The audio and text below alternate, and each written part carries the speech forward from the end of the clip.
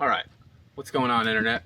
Back at it again. New day, new shirt, same Yukon, same problems, same crappy airbag kit. Honestly, sucks. I didn't finish installing the wiring yesterday. I'm gonna handle that today, right now, before it gets too hot out.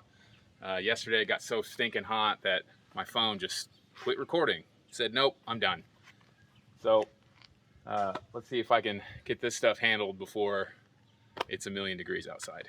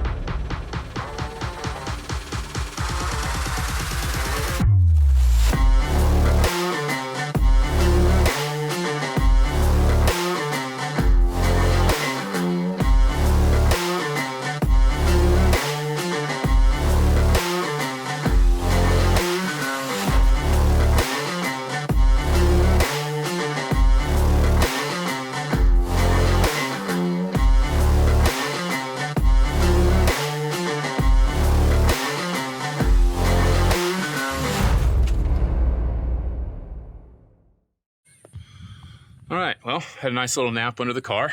Had to get the phone out of the sun because it's already getting too hot. I just plugged the end of the red wire into the battery like I showed you. And I do need to get more loom on this wire. It's not gonna be something I can add later on just because of the routing of the wires. It's just gonna be right outside the frame rail. I'll zip tie it up out of the way and bring it all the way back to the compressor that's underneath the car, still mounted with a ratchet strap. Well, the wire loom I have is a different size than what I need. So, are you surprised? I'm not. So, since we're on the theme of wiring, let's get our gauge installed. Maybe. I'm thinking it would be pretty slick if I drilled a hole down here. There's plenty of space here on that section of the dash to put that in. That'd be sleek, out of the way, kind of hidden. Still be able to see it while I'm driving. It came with a mount that you just like stick to the top of your dash, but I don't know if I like that.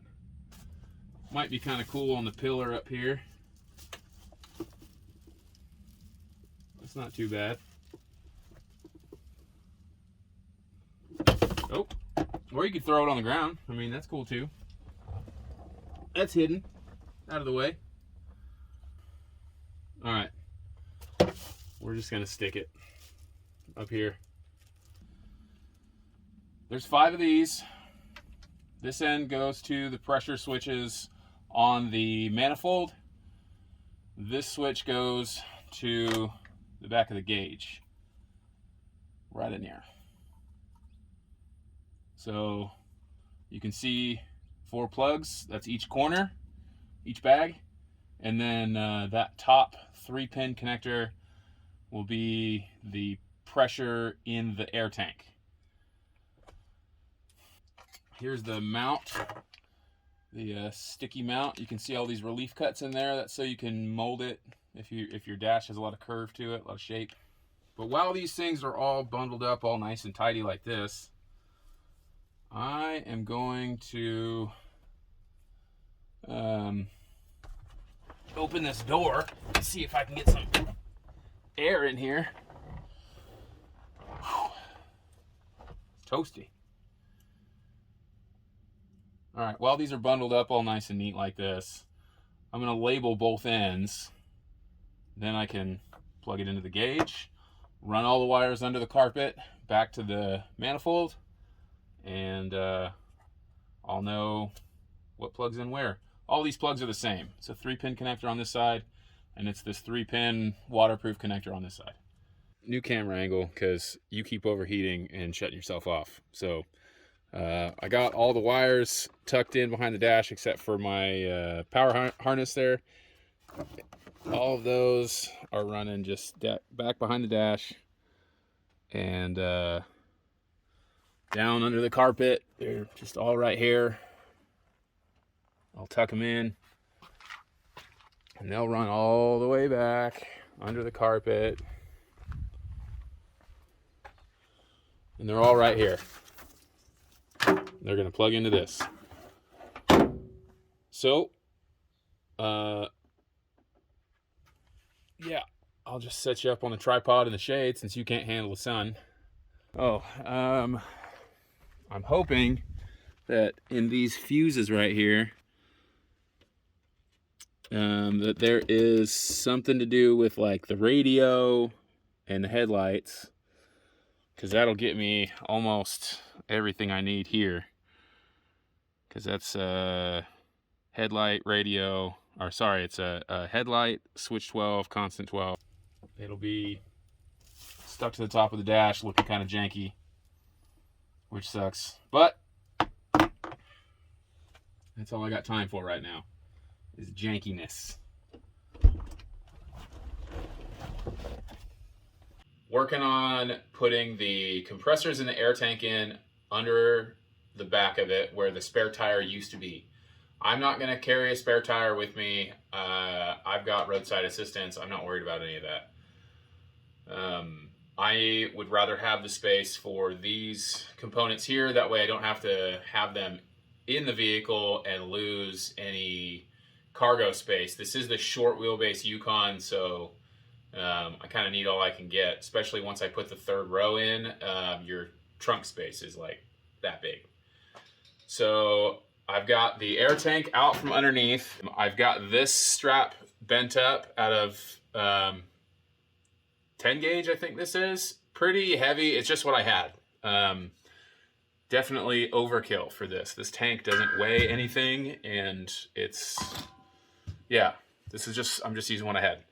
So I've got this bent up. I'm going to get a clamp it on this foot here, take my little 90-degree awl and just mark where the holes are.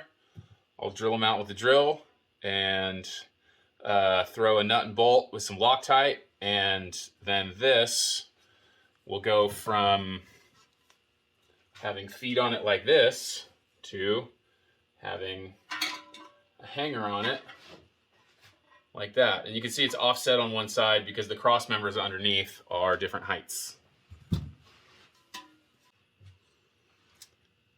Okay, I just have to remember that I want this side going towards the passenger side of the truck.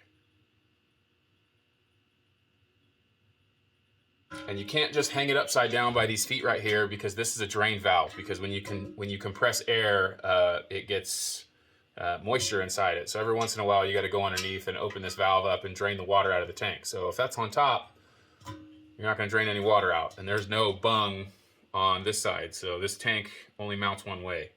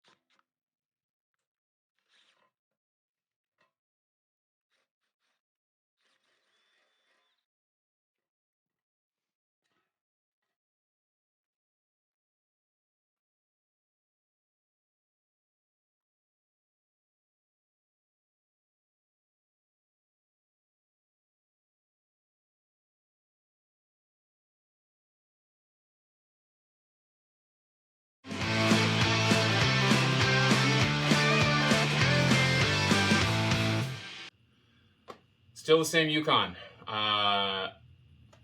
Crappy airbag kit install.